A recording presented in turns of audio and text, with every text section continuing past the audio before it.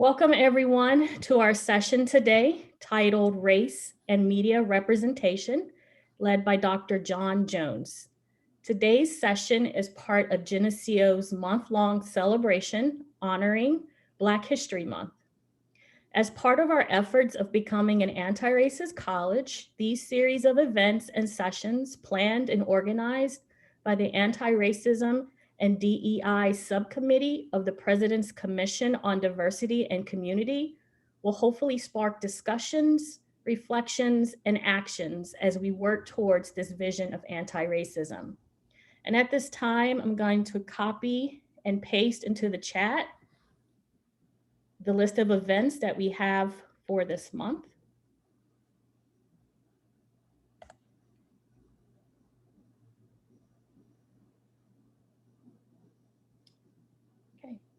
Before we begin, we ask our participants that you mute your mics during the presentation. We do, however, encourage you to use the chat feature to provide questions for the presenter. We have allotted time at the end for a Q&A. We ask that all questions and comments are grounded in respect and no disrespect towards the presenter, moderator, or other participants will be tolerated. We reserve the right to remove participants if these expectations are violated. Now to present our presenter today, John Jones holds a PhD in Global Studies and Education from the University of Illinois. He is a visiting assistant professor in the School of Education, teaching courses in social foundations and social studies education. His research interests include race, propaganda, and the educative and political uses of media. Welcome, Dr. Jones, and I'll turn it over to you. Okay, thank you, Crystal.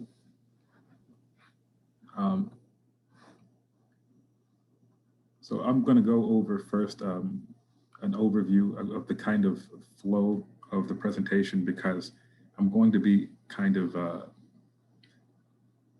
bouncing around between some topics that might seem not that related. So I'll just give a summary first.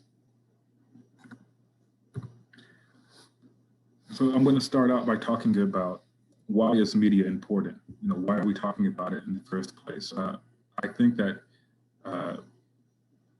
there's a tendency for people to think that movies, television, books, representations are really have no effect on the way we think or behave or feel. But I think that that's probably not true, and I have some evidence to show that.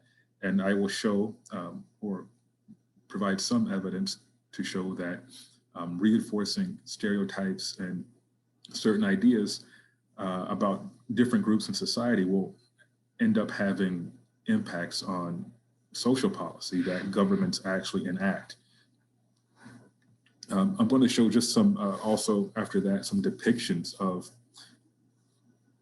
African-American people, Black people in American art, but also of some other groups of particularly Asians, because there's a connection between the way different groups are represented in the media when they are minorities and subordinated in a different culture. Then I'm going to talk about more recent happenings, especially the post-Obama era of kind of Black representation in media, and then our current era, which is post-Trump, what's happening now, and what I think media will look like in the future, and how Black people and really other people will be represented there, and what those effects are going to be.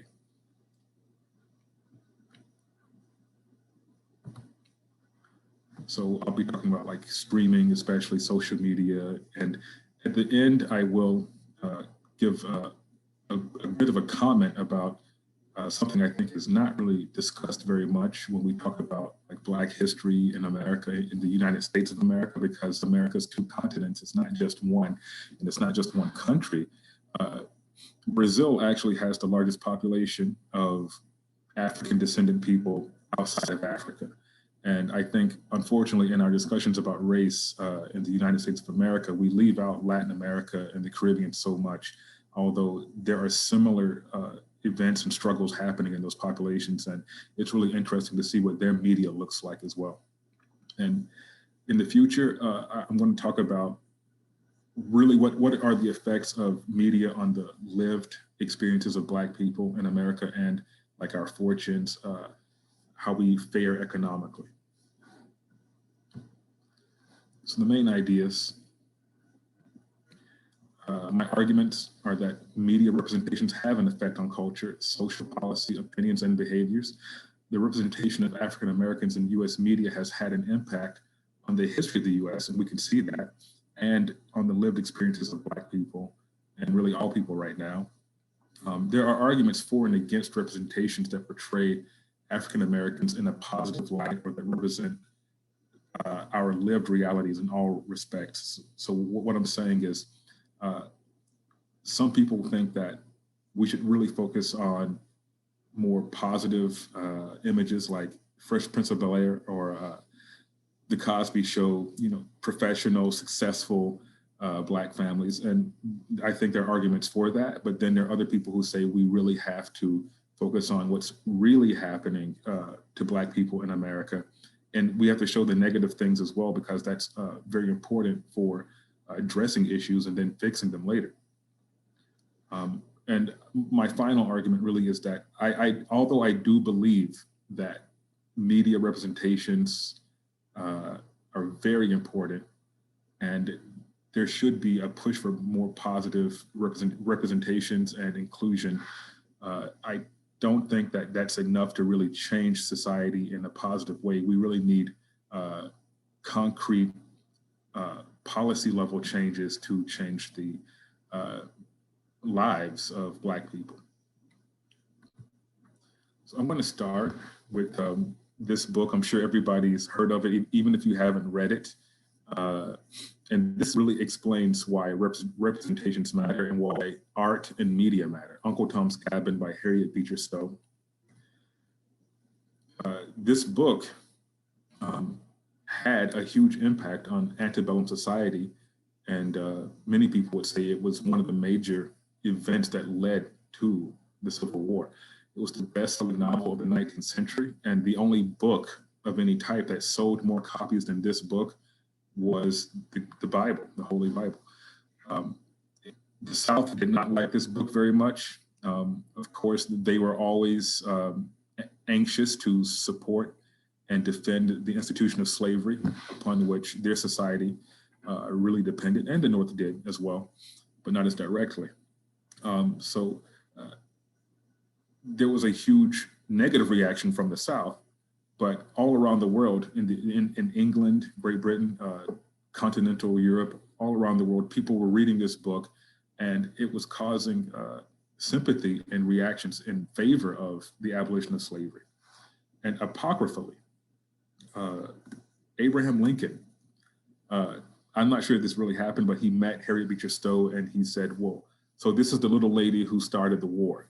This is something that was written about later, but the truth is, I think that there were a few events that really did contribute to this beginning of the Civil War. John Brown's raid on Harper's Ferry had to be one. Bleeding Kansas had to be another one. The fight between the Free Soilers and the pro-slavery faction. And I do believe that in the realm of media, this book was one of the big factors that caused the war. So,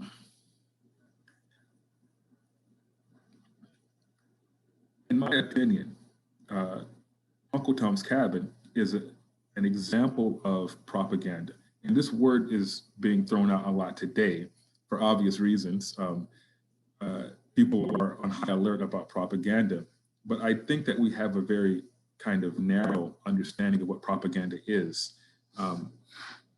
I think that it's more proper to understand propaganda as any kind of persuasive text or movement to change people's opinions and actions. And there's a whole long history of this, but I have a quotation here from W.E.B. Du Bois regarding this. And this is from a debate that he had with the African-American kind of Harlem Renaissance scholar, Alan Locke.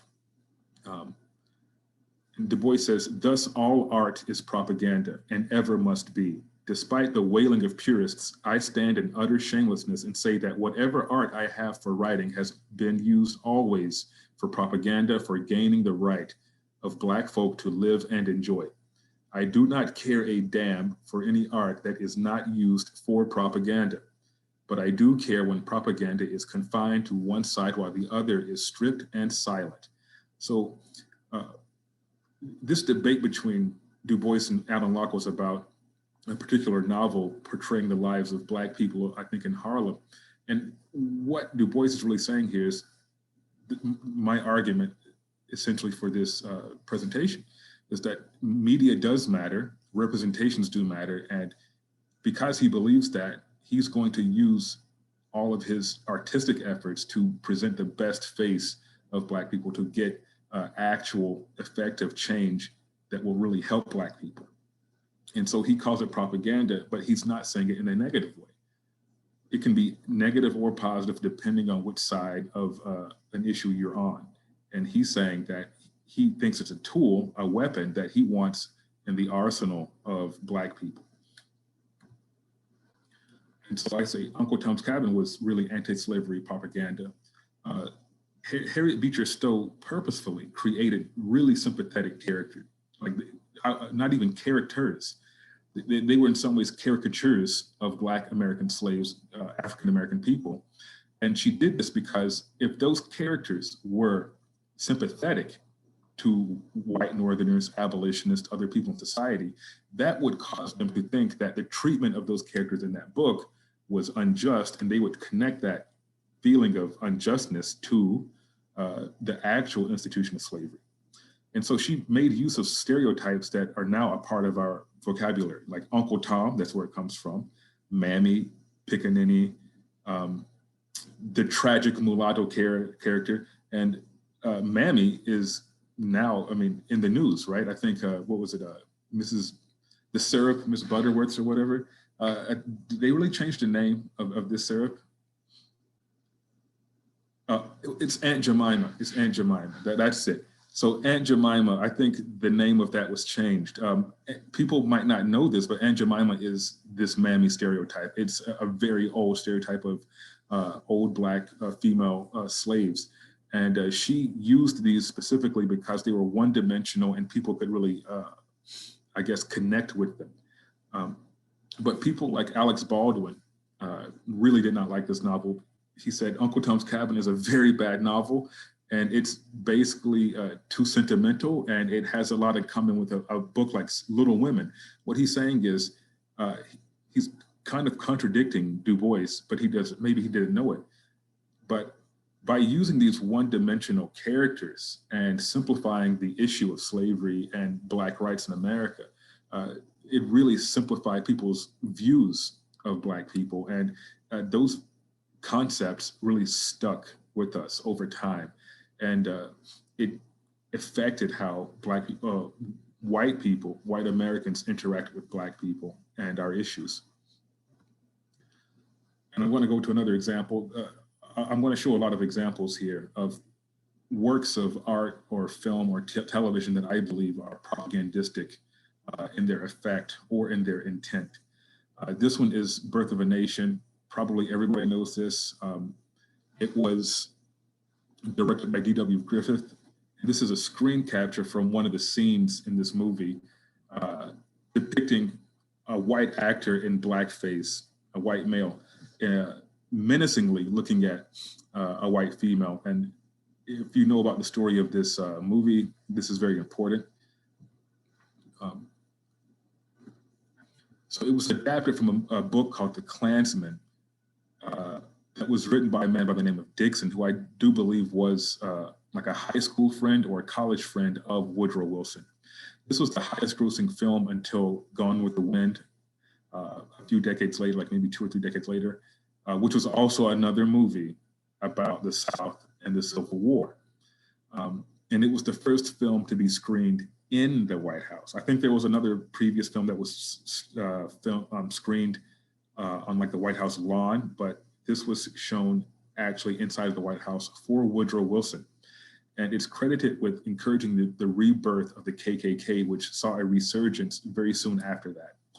And as you just saw in this last screenshot, the Black actors are mostly played by white people in blackface, and they're portrayed as lazy, corrupt, and sexually threatening to white women. So this is a picture of Walter Lippmann, and he's a thinker that I believe really has stated my opinion about media and why it's important long before in his famous book, Public Opinion. Recently, I think starting in the 80s, he got kind of a negative reputation. Some thinkers like Noam Chomsky attributed a kind of move towards propagandistic speech on the part of the American elite and government to Walter Lippmann, but I think that some of this is unfair. His ideas about the place of propaganda and how people really think about their world, I think is very important. So he's the guy who really coined the term stereotype, and he coined another term, pseudo-environment, that I'm going to talk about. And this quotation from him at the bottom, I think, is very important. For the most part, we do not first see and then define. We define first and then see.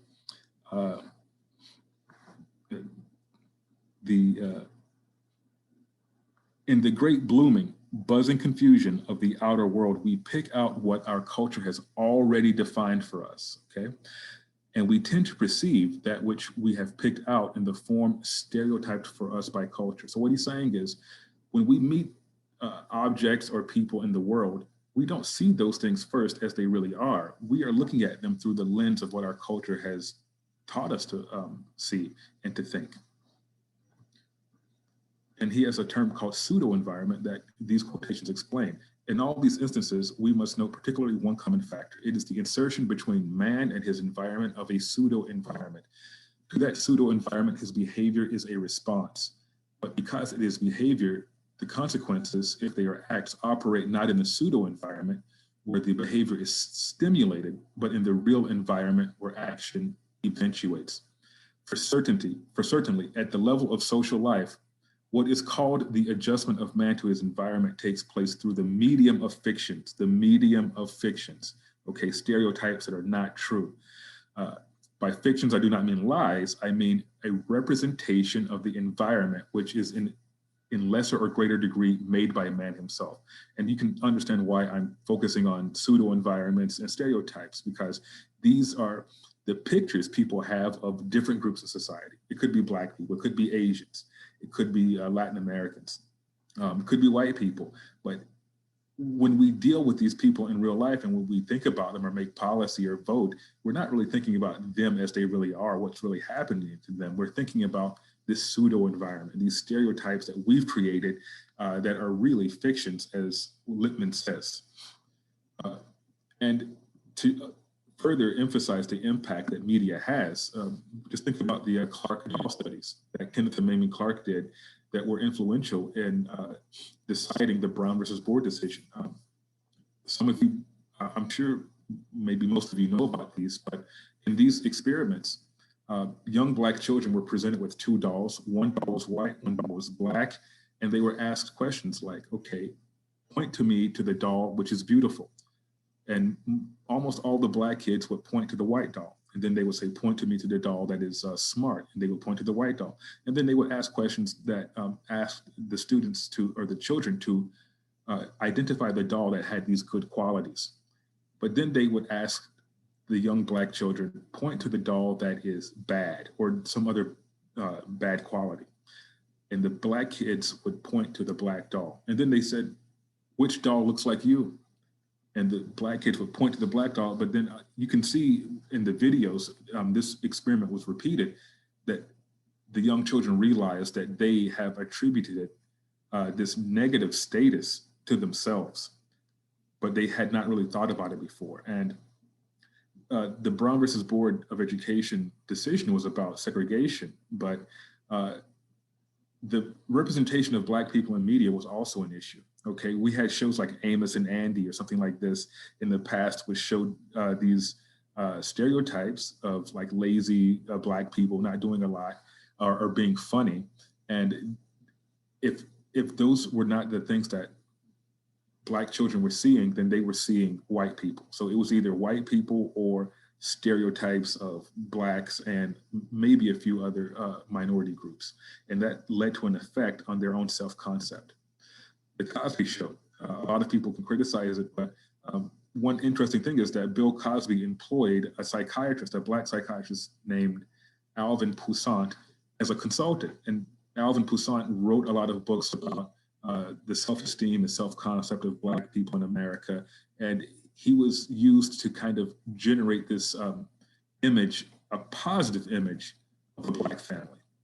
Now, there is a lot of criticism of this show for many reasons now, but one of the people who criticized it when it was on air was Henry Louis Gates. And he says here in the New York Times, there's very little connection between the social status of Black Americans and the fabricated images of Black people that Americans consume each day. Moreover, the representations of Blacks on TV is a very poor index to our social advancement or political progress. And I'm going to talk about this a little bit more. Just a few more examples. All in the Family. So this is kind of the white working class version of the Cosby Show. This sitcom really broke new ground in discussing issues like racism, sexism, homophobia. And it was created by the producer Norman Lear to really combat bigotry. Archie Bunker, the main character, was supposed to be kind of the butt of the joke. He was not supposed to be a sympathetic character. Unfortunately, people found out later, and I think this show was on CBS, they found out later that Archie Bunker had become kind of a hero for a lot of the white working class Americans who were watching this show. People were tuning in not because they thought Archie Bunker was the bad guy, they thought he was the good guy. And I read one study that was conducted by two psychologists, and they said that the program was more likely reinforcing prejudice than combating it. So this is an example of how our intent when making media might be different than the actual effect on people. This is a very interesting example. So the effect of stereotypes on policy, okay? This first quotation is from Martin Gillens. He's a political scientist. I think he's at Princeton or Stanford, I'm not sure. But he says from a study in 1996, racial attitudes are a powerful influence on white Americans' welfare views. Indeed, the analyses reported here in his study suggest that racial considerations are the single most important factor shaping whites' views of welfare. And so race was more important than like the Protestant work ethic or the pull yourself up by your own bootstraps or individuality, okay? Really, when white people were giving their opinions on welfare policy, they were thinking about Blacks receiving welfare, and they had negative images of Blacks receiving welfare. The second quotation from another study, clearly, when whites evaluate welfare for Black but not immigrant recipients, their decision to support welfare is heavily colored, interesting use of words, by their racial stereotypes, okay? Remember, Walter Lippmann, stereotypes. They're not dealing with real Black people, they're dealing with what they think Black people are. Even in the face of stringent controls for a variety of other variables, the work ethic stereotype measures are consistently strong predictors of welfare support for Black recipients. And I think that's important because when we talk in America about creating policy for certain things that we don't have in this country, like state-supported healthcare, single-payer healthcare, or free education for everybody until 4 years of university or college or junior college. We can't really get those things because we can't really build up the political will or support for them amongst enough of the American populace. Even though I think that it's the majority right now, they're not pushing for it strongly enough. And part of the reason, I think, is that there's a significant minority of people who reject these policies because they believe that undeserving people will be able to take benefit of them. And those undeserving people largely include Blacks, but also Latinos and other immigrant groups that they think are inferior, and they don't want to vote for those policies to pay taxes to help those people. So fixing people's stereotypes in this area will be crucial to maybe getting some of these policy changes enacted. But there are some people who think that we might focus too much on representations. These quotations are from a study by a man named Horth, and I think he's Danish. But he's talking a lot more about the European context, specifically involving immigrants, but he mentions America as well. And he has another explanation for opposition to these social policies like welfare and the increase of racism or the presence of it. Casual observation is what he uses. And what he's saying is that it's not learning from social networks or national level political discourse, but from mundane everyday experiences that shape the attitude through the gradual accumulation of individually unremarkable experiences. So he's saying the actual interactions white people or like white Europeans have with immigrants or just in immigrant areas or with minority people are what really shapes a lot of their negative opinions about policies that might help people. But he says that it's not really real contact with these people that casual observation describes. It's best understood as a third category that facilitates political learning from peripherally perceived cues about the immediate social environment, absent any direct personal involvement. That's the key phrase, absent any direct personal involvement.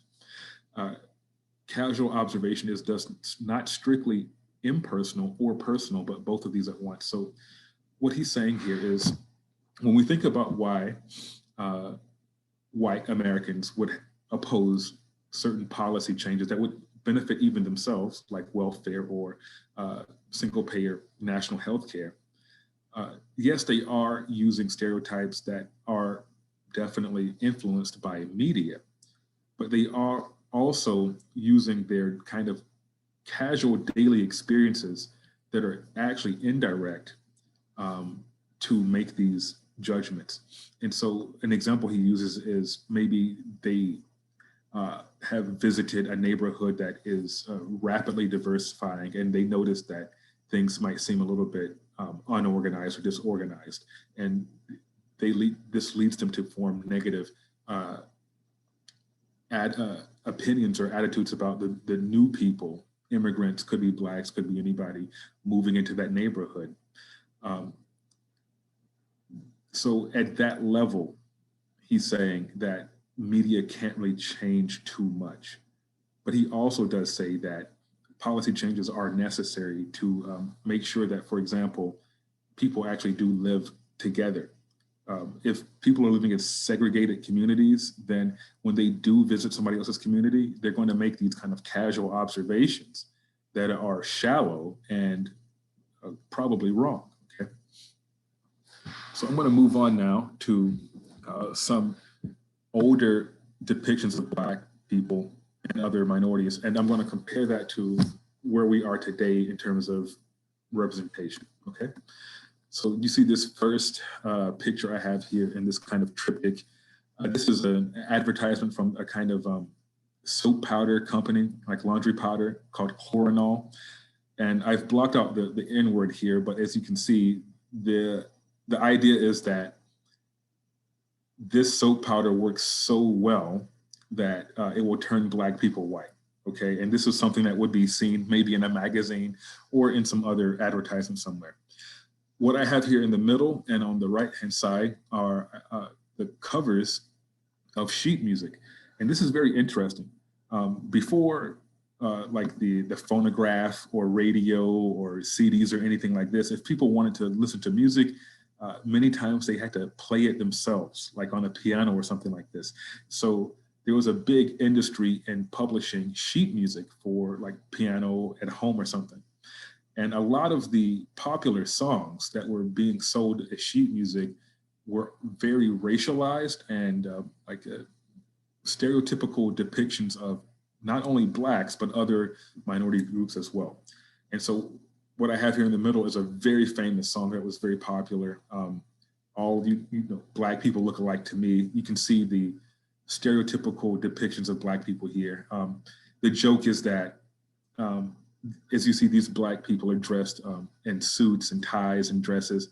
And the idea is that it's supposed to be funny that they're dressing like this because it's ridiculous that, a Black person would be dressed well in public, like a high society person. And here you have a stereotypical image of Black people eating watermelon. And these were the kind of images that were circulating just very freely more than 100 years ago.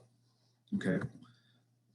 Here I have depictions of Asian Americans. And I want to talk about this a little bit because it's very important to understand the effect of media, how media ties into politics, and how it also affects the experiences of the different minority racial groups in a country. As you can see in these pictures, in every one, and the Asian character is represented by a male, okay?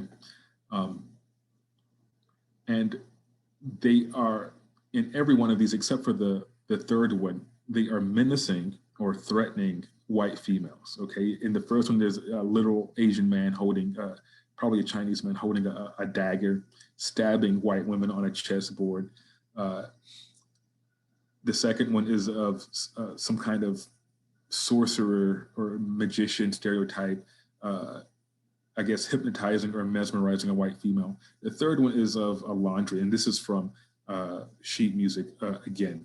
But the three menacing figures you see here are part of a stereotype that's analogous to the kind of Sambo stereotype that Black people have, called Fu Manchu, or the yellow peril, okay? And this was a popular Chinese stereotype that would pop up in like comic books, pulp novels, detective fiction, things like this. And it's because there were increasing numbers of Asians coming to America, specifically Chinese, and white people were becoming very afraid of their economic impact and how they might encroach upon society. But also Japan was becoming a much more powerful nation, equal in some ways to Western nations. They had defeated Russia in the Russo-Japanese War, and this provoked a lot of anxiety about Asian people in the West, not just America. I've seen pictures like this from France and Belgium and other places. So changing political situations are represented in media to kind of demonize an enemy. But also what happens is different racial groups are played against each other. And this happened in Brazil when European immigrants were brought in to replace Black workers.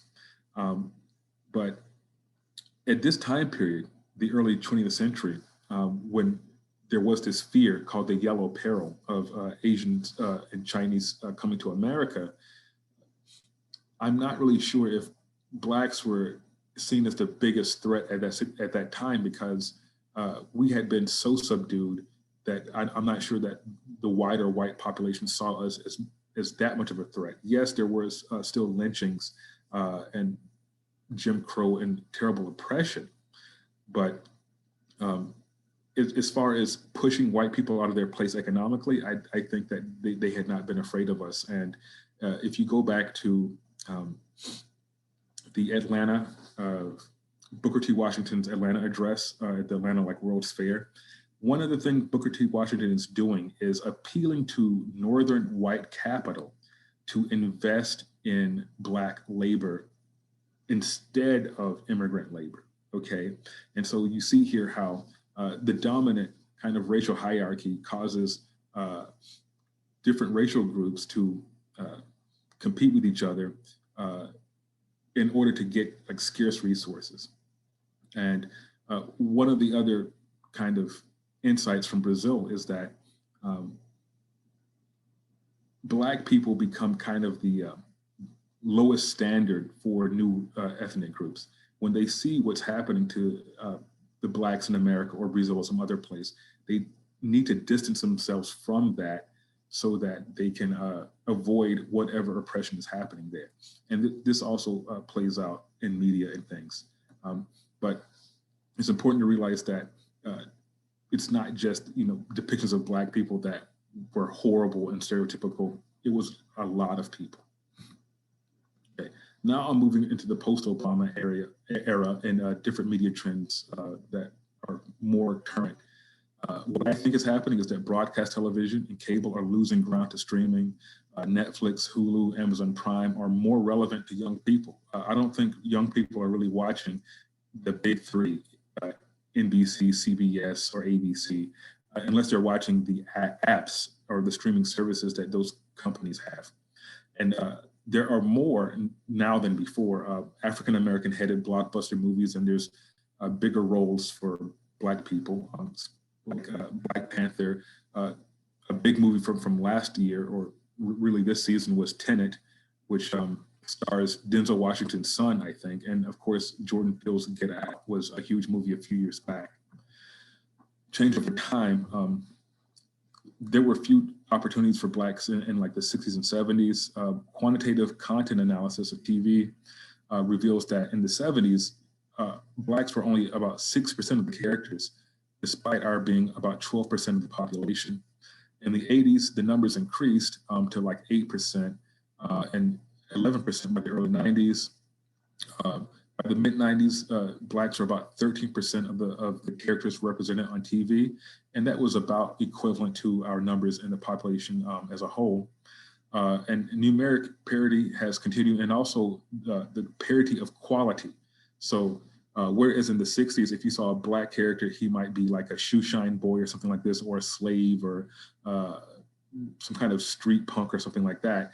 We're starting to get better roles and like leading man and leading female roles, okay? This movie, of course, I think I have it here as one whole slide because it was huge. This wasn't the first time a Black actor led a comic book movie. That was Wesley Snipes' Blade. But this is the first time really where you see like the whole cast is basically Black, and it's talking about really like Black issues and some deep issues as well, like the conflict and the troubles between Africans and African Americans, okay, and like that deep legacy of a feeling of abandonment. And I have some problems with the movie, but I was very surprised to see that they let Ryan Coogler, I think is the director, talk about that in a movie. And to illustrate that, Michael B. Jordan's character is named Killmonger, and a lot of African Americans created a hashtag or like kind of groups on Facebook called Team Killmonger, because there is still that feeling of abandonment by our African cousins, and Killmonger is the guy who beats T'Challa and he becomes the king of his country, right? So they were saying, no, actually Killmonger is the hero in this story. Very interesting, but I don't think we've ever seen before that, like Black issues represented in that big a style before on the big screen. And I think that this movie was key, even though I don't think it was perfect. Just look at all the Black characters you have.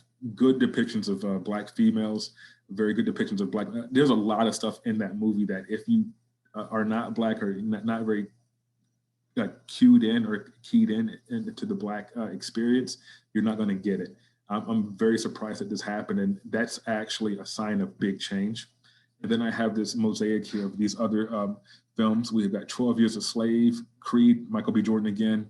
We got Dear White People on Netflix, Hidden Figures about Black females who work for NASA, whose story hasn't been told.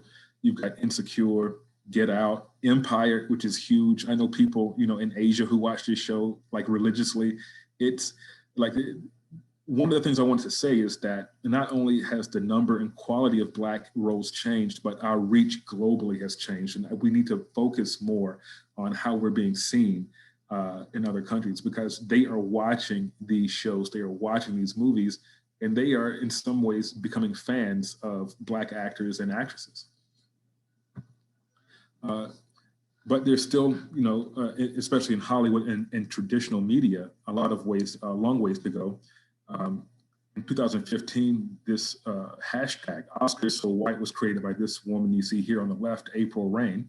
And she did that to protest the fact that I think like no Black movies had been nominated for Best Picture or like maybe anything in that year.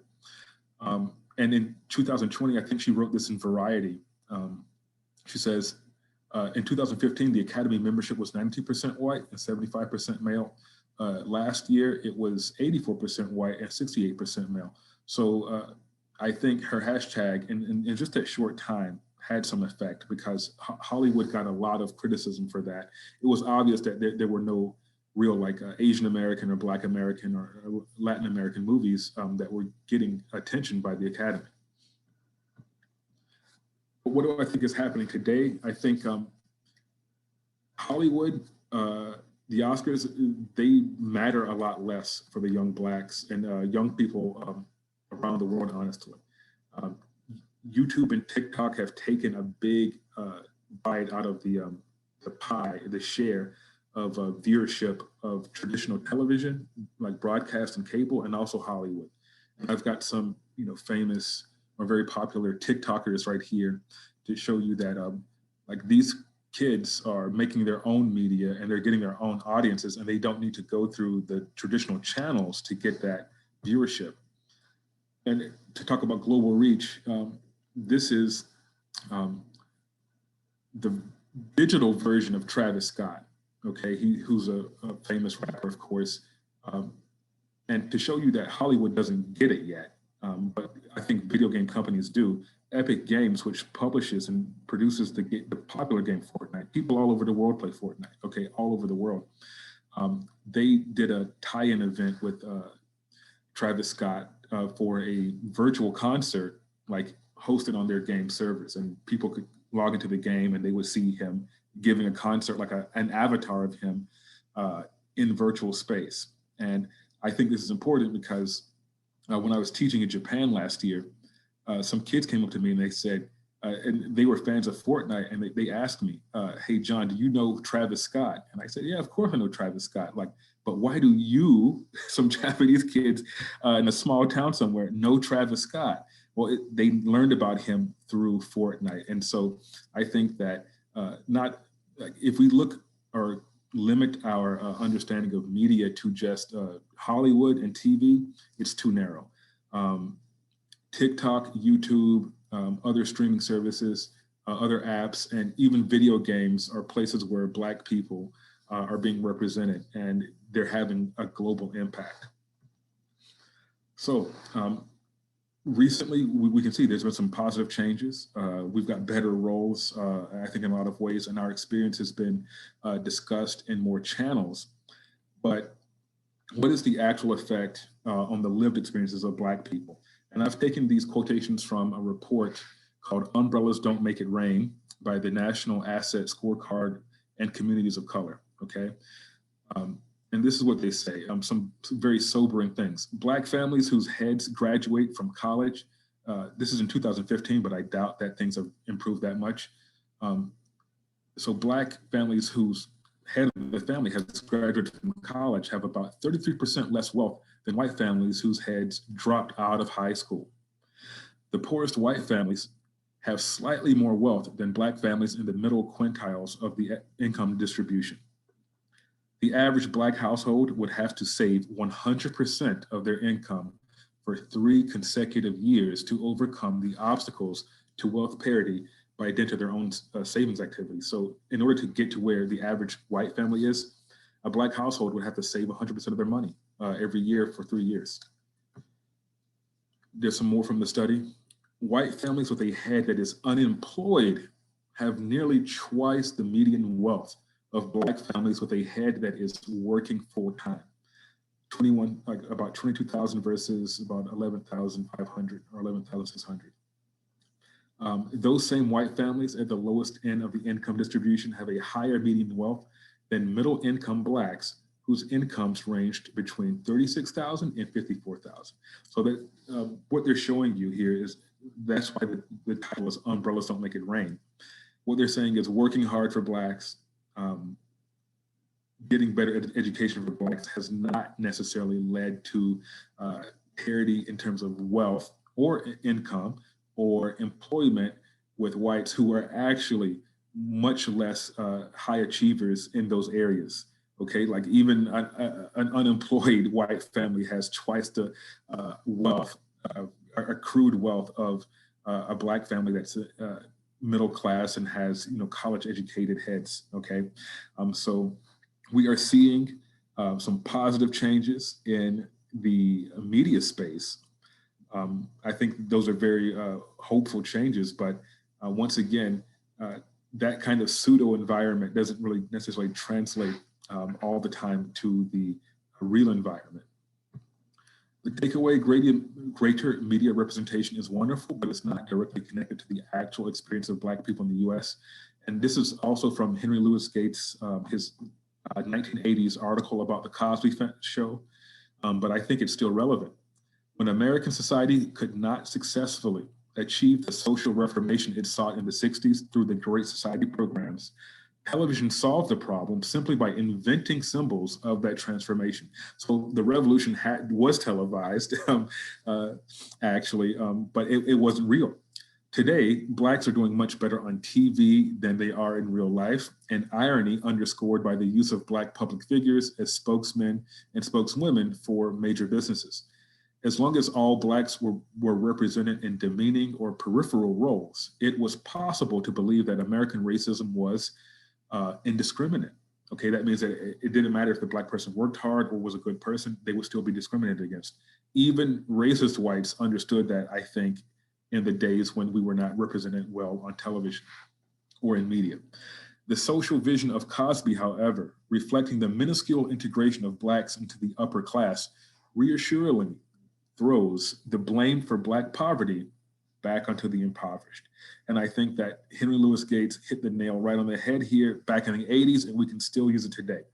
So what I'm saying is really, this sums up my argument. Yes, it's great to have a better representation. It really does help. If you go back to one of the studies that I mentioned when I talked about welfare policy, what the researchers found was that about half of the whites who were surveyed had positive images of Black people. And for them, when they were asked if they would support welfare policy that would help Black people, they were very supportive of it. But there was a larger group of white people who had negative views of Black people, and those views led them to oppose, for example, welfare reform or more lenient judicial policies. Okay, so the media is very important because probably because it reinforces the opinions of people who already are predisposed to have less racist views or more egalitarian views, which is very important. We have to shore up those parts of the population. But will it change the people who are already racist or already bigoted? It might not. We need much more concrete movements at the policy level, like a desegregation or integration of schools, which are actually now probably more segregated than they were at the time of Brown versus Board. So we need those real tangible policy changes. I'm going to just talk a little bit here at the end about Blacks in Brazilian media. They have faced, in some ways, very similar challenges. Until recently, there were very few representations of Blacks in Brazilian media, and I think that there are similar numbers in other parts of Latin America, okay, which is very strange because there are huge Afro-Latin populations in these countries. But this is a legacy of racial policy in Brazil and these other countries. So in the 19th century, these countries instituted a policy called whitening, okay, branqueamento in Brazil, in which they thought that in order to increase the quality, in quotation marks, of their populations, they had to get more white blood into the country. Remember, Brazil was the last country, I think, in this hemisphere to abolish slavery. They did it quite late. It was like 1893 or something like that. Okay. And when they did that, they had a huge population of Black people. And they were worried about that. They thought, look, our country is mostly Black and indigenous, and these people are inferior. How are we going to compete with the European powers and the United States of America with this inferior population? Well, their policy was to basically erase Blackness by importing whiteness and like basically breeding out the Black, okay? And because of that, even though Brazil has the largest population of African descendant people outside of Africa, if you turn on a Brazilian television, you're not going to see Black people. You're going to see this, okay? These are soap operas, like variety shows. Like the one at the bottom left is a current soap opera that's being broadcast right now.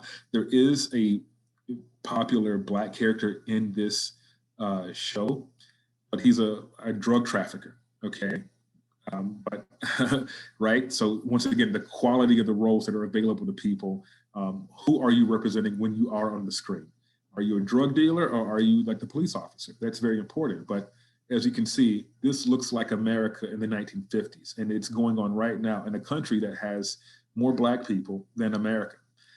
So I think Blacks in the US have to kind of expand our understanding of the Black experience in this area. And this is just a study of how many Black presenters were on TV, like news presenters on TV in Brazil. They found that there were not that many. If all of the programs were combined in one day, there would only be 6 minutes in that 24-hour period that would have Black people on TV. So it's minuscule. Conclusion, media representations of all kinds have a powerful effect on society. Both the presence and quality of representations of Black people have improved, although parity for Blacks and people of color have not really been reached yet. It's not been reached yet. New media offer a challenge to the old paradigm. So TikTok, YouTube, any other kind of streaming service are really challenging TV and Hollywood. Globally, Blacks face similar challenges in media representation. Although representation is important, tangible policy changes at the ground level are necessary to fundamentally change the position of Blacks in society. Images of successful Blacks may actually have a paradoxical effect of masking and further entrenching the systems that keep Blacks poor, which is systemic racism and the anti-Black feeling of white people who occupy certain institutions. And that is the end of my presentation. Thank you, John, for the excellent presentation. Greatly appreciate it. And at this moment, if you want to turn your cameras on, if you feel comfortable, feel free to use the chat, or I think we have a small enough group where you can just jump in and ask questions, but this will be time for our Q&A. So does anyone have any questions for John? Oh yeah, and Dave said in the chat earlier that Aunt Jemima Pancake Mix is changing the name to Pearl Milling Company, and that's right. And I thank you very much for showing up, David. It's very important. Thank you.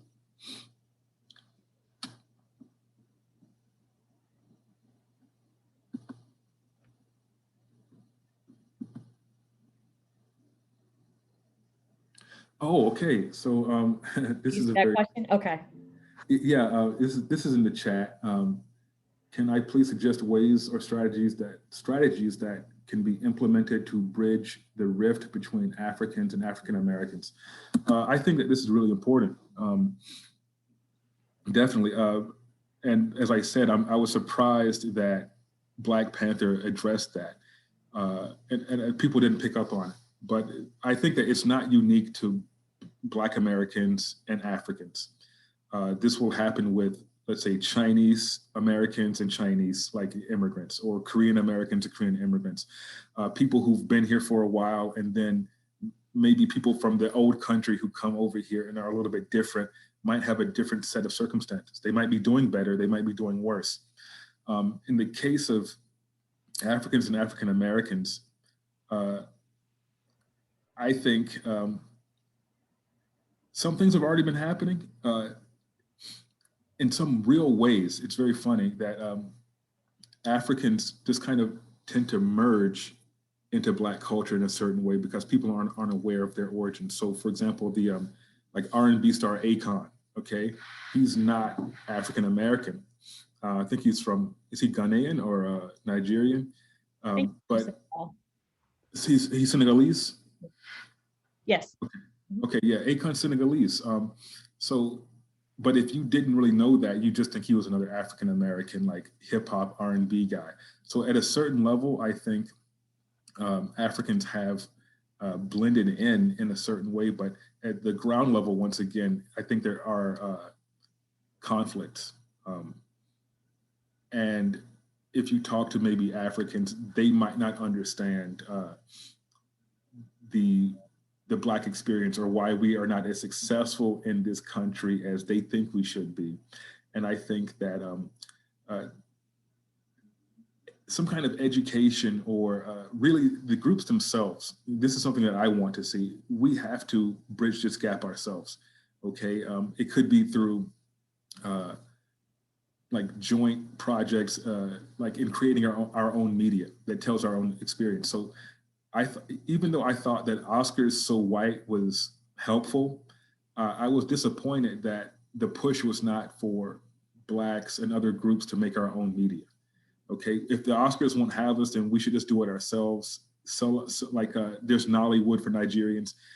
Look, make your own industry, make your own people famous, and just tell your own stories. And then maybe if Hollywood gets its act together, they will, employ some more of us. But I think this is an initiative that has to come from the Black communities and the different African communities. Africa is not just a monolith, okay? I have Ugandan friends, I have Senegalese friends, I have Nigerian friends, okay? They all have a different kind of take on it. I think certain African countries understand the Black American experience better, and that depends on what their colonial experience was like, okay? Mm-hmm. So one of my friends who's from Kenya, she is very, very much anti-white supremacy because she knows the history of how the British put down Kenyan resistance, and it was very brutal. But other people who did not have that direct experience, I think, like Nigerians, of the British colonial powers oppressing them, they were ruled by indirect rule. They don't really understand really that experience of racialization. So we've got to do this ourselves, and we've got to identify those African groups that will be more understanding and conducive to that. But I do think that that's an agenda that needs to be started. Thank you. John, to kind of follow up, Cynthia Hawkins asked, do you think those conflicts may be based in classism? I think so. So, well, like I said, some immigrants come and they might be at a very high class level relative to the domestic population, and they might be at a lower class level. I think with Africa, when we see like Nigerian immigrants specifically, or maybe even Ghanaians, a lot of them might be from the elite of Nigeria. Okay, they might be from the elite of the country that they're coming from. They're not the working class or the underclasses of those societies. And I do think that this is a key factor. They might have negative opinions about even their own people in their countries who happen to be poor. And then they attach those negative opinions to the poor Black Americans who happen to be here.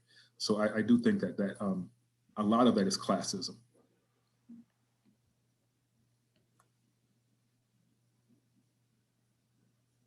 I am wondering if you can comment on the show Blackish.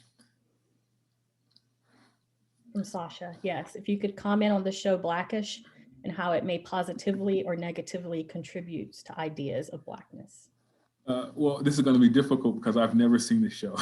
I don't watch TV. I don't even really watch streaming. I'm not going to, is that a hand clap from Nazari? Look, I bootleg stuff, and I haven't gotten around to that one. So, Chris, Dr. Simmons, have you seen this show? A few episodes. I'll admit I haven't sat down to actually watch it, like an entire season, but I have seen a few episodes, but not enough to know if I could answer that question truthfully. Yeah, the only thing I have seen of it is that there seems to be hostility towards shows like Blackish from, the typical sectors of the population, right? So now that different people are starting to tell their stories, like especially Dear White People, I saw a lot of hostility on like YouTube comment sections for this movie. So um, my opinion of Blackish and something like Dear White People would be, it might be very good, positive for different stories to get out. Like Insecure is telling stories about like young Black professionals in our time today. But for people who are already predisposed to not like us, it's not going to have that big of an effect on them, I think. I have a question coming from Hmm. an education lens.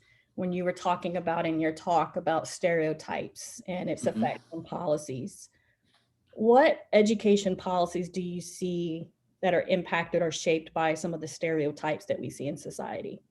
Are there any specific policies you could identify? Yeah, school funding, I think. We st- there's no like national funding of schools in America. It's mostly done through like local property taxes. The federal government, I think, gives a minority share, like maybe around 15% to schools, but it's very minuscule. So what ends up happening is if you live in a region or a district that has high property values, which will, because of other things, tend to be highly white area, you're going to have great schools. Okay, your school's going to look like a very nice, like junior college or like small college, honestly. Great facilities, great teachers. If you, however, live in a region or an area that has a lot of public housing, um, low property values, then your schools are not going to fare so well. And when you look at the demographic makeup of those different regions, guess what? It breaks out into like Black and white and different minority groups. And I think that that's the key. That's a key policy change there is we need to get some kind of universal funding. Also, serious, serious answer to segregation, which is really not de facto, as Richard Rothstein has demonstrated. A lot of the segregation comes from actual state policies. So I think funding would be a huge one. We need to actually have equal funding for all of these different like regions and districts.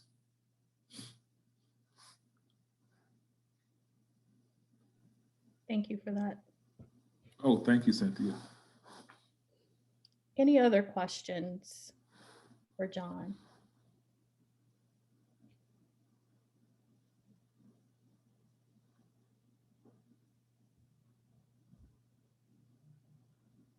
I've also been curious about Cosby, um, Uh-huh.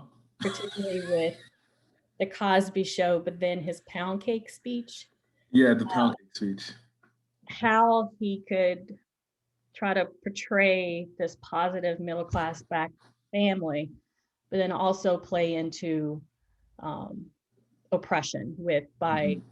putting this onus on Black families and this idea of poverty. Any ideas on like just reconciling both of those?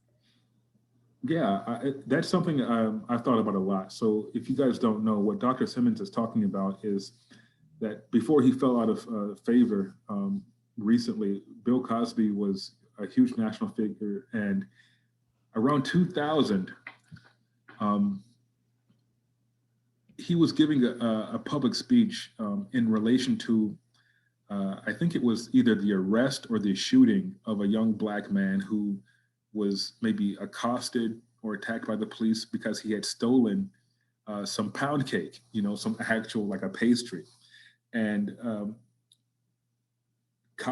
Bill Cosby had a kind of rant about the way young Black children dress, young Black males, like the pants are too low and then they're wearing sneakers and things like this, and hip hop culture. And his rant was focused more on those kinds of like aesthetic or fashion aspects of youth culture and Black people and their irresponsibility rather than the circumstances which put them in a place where they might need to steal pound cake. You know what I mean? I don't know why that kid stole it. Maybe he was hungry.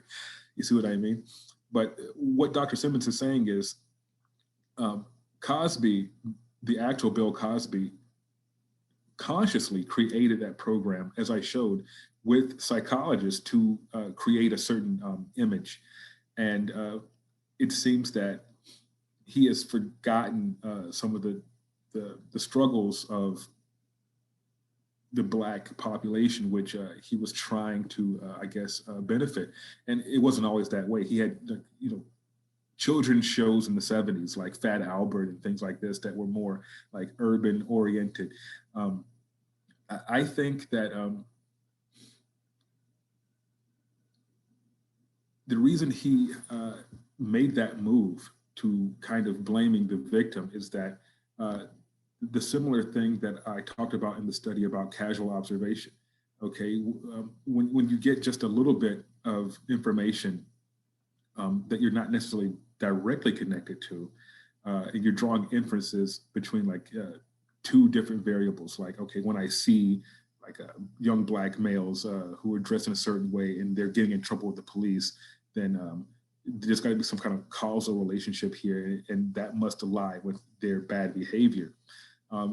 Even a person like Bill Cosby, who has some like pro-Black or experience, tend to forget all of those other factors. Okay, how nuanced and complicated that picture is, and that's what I think is happening for him and other Black intellectuals like John McWhorter, who kind of moved into the conservative, like a think tank domain. I think that that's what's happening. I don't necessarily disagree with everything that those guys say, but it's all about the context and all these other like mitigating factors that paints a very complicated picture that it's a lot easier to just make into a one-dimensional picture. So that's kind of what I think is happening. Thank you.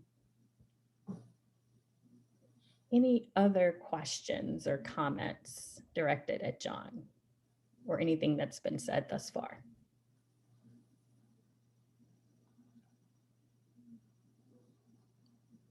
Marcus Watt says, is it true that young white people are the largest consumers of hip hop music and culture? And why is white supremacy seemingly on the rise? Are the two related? I don't know if they are the largest group. My guess would be that the largest group would be everybody who's not Black American, because if you travel, well, you can't travel anymore. But when you could, or even talk to people, hip hop it's kind of now global youth culture, man. It's become that. It doesn't matter if the people are Chinese or Brazilian or French or Belgian. Hip hop has really defined what it means to be a young person globally. And that's a huge achievement, I think, in a lot of ways. So yeah, if it's true, whether or not, like, what are the exact statistics, I don't know, but just given the numbers and the disparity between the numbers of Black people and white people in the country, I would say, yeah, the market of young white children, people who buy hip hop or consume hip hop, it could be streaming or just like, SoundCloud or something. Yeah, I would say it's bigger than young Black children, young Black people. And whether or not white supremacy is on the rise, I don't know. I think it's maybe just been something that's been there and is now getting more attention because of who the last president was. But just because you've noticed something recently, that doesn't mean that it just popped into existence. I think that a certain current in the American white population has always had like those views, and they were just under the radar until about 5 years ago, and now people notice it.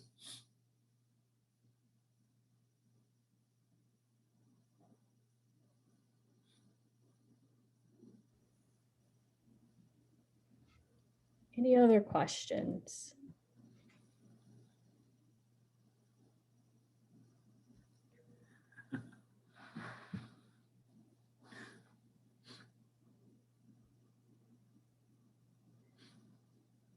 Great.